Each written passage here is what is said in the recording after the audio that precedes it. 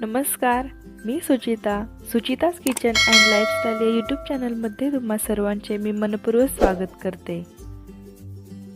आज आपण मेथीच्या पराठ्यांची एकदम सोपी रेसिपी बघणार आहोत।